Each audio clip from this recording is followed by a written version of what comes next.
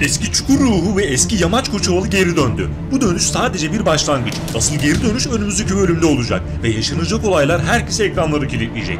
Yamaç Namık ve Cengiz'e posta koydu ama Cengiz'in hamlesi Yamaç'ı çok kötü bir hale getirecek. Aynı zamanda Yamaç'ın yapacağı müthiş hamle de Erdenet ailesini allak bullak edecek. Cumali amca sırrı geçmişte ortaya çıkıyor ve Yamaç'ın Efsun ve Nehir'le olan senaryosu herkesi şaşırtacak.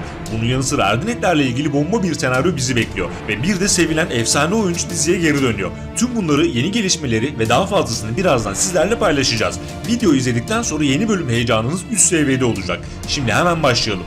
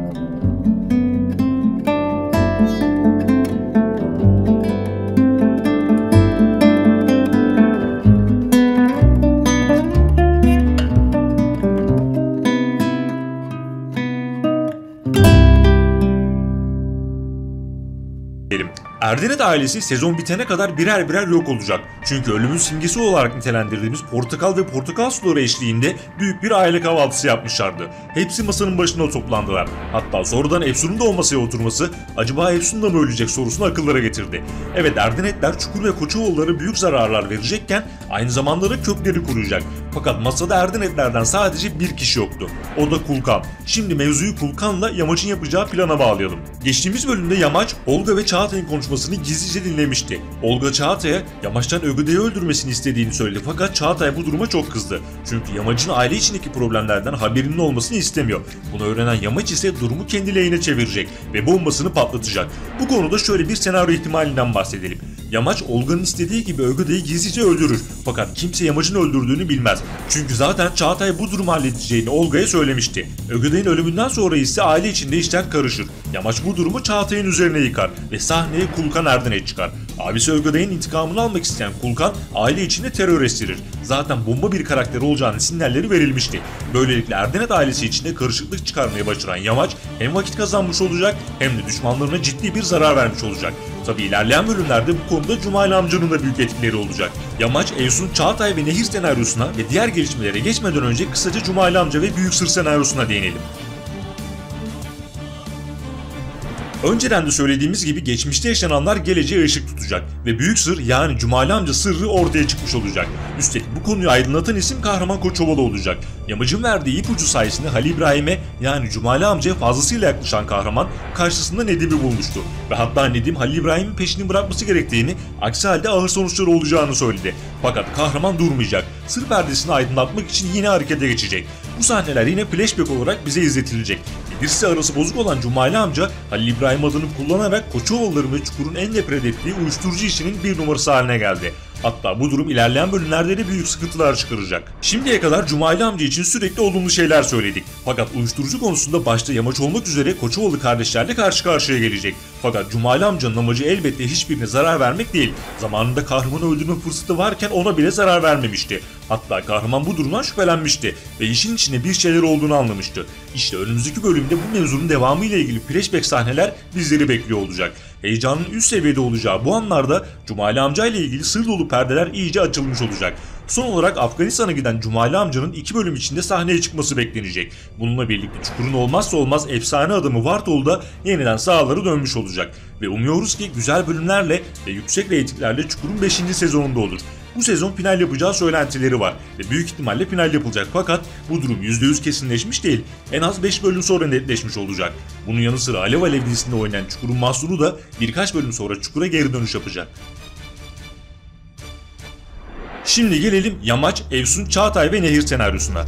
Aslında Yamaç'ın ilk çocuğunun kız olması bekleniyordu. Çünkü hayalinde ilk çocuğunun kız olması vardı. Bu yönde sinyaller verilmişti. Fakat durum İdris Koçovalı'nın istediği gibi oldu. Yamaç nihayet tohum konusunda bir erkek çocuğa sahip oldu. Zaten bu sahnede İdris'in sesini duyarak arzuladığı tohum sevdasının gerçekleştiğine şahit oldu. Hatta Yamaç'ın çocuğuna isim olarak Efe adını vereceğini düşünüyorum. Hatırlayın, Efe 2. sezonun başında Yamaç için kendini feda etmişti. Ve bu durum Yamaç'ı fazlasıyla etkilemişti. İdris adını zaten veremez. Ondan Martol'da bir tane var. Evet, İdris'in erkek torunu hayali gerçekleşmiş oldu. Ve şimdi sırada Yamaç'ın kız çocuk hayali var. Bunun da Efsun'la yaşanması bekleniyor. Fakat Efsun şu an farklı sularda yüzüyor.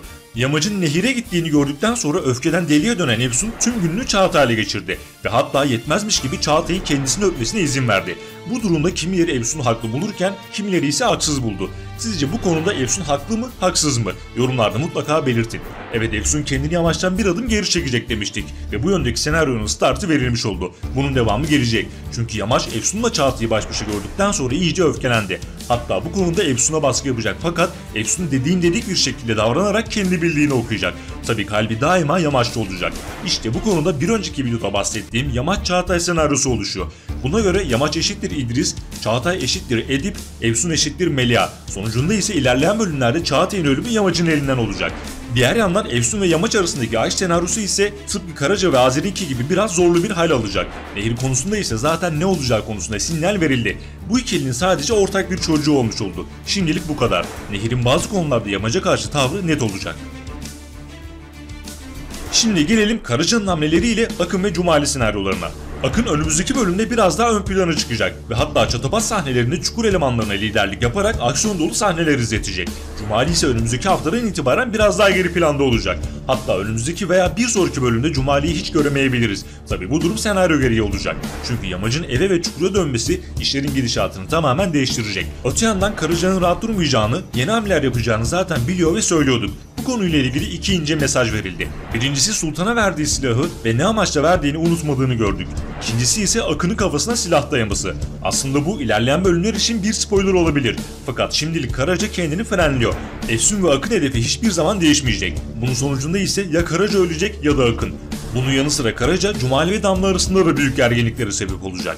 Yıldız'ın resmini bulan Karaca fotoğrafı cebine koymuştu ve bu fotoğrafı Damla görecek. Damla zaten Yıldız mevzusunu biliyordu ve üstüne bir de bu fotoğrafı görünce çıldıracak ve Cumali'ye bunun hesabını soracak. Tabi bir de Selim'in ince sırları var.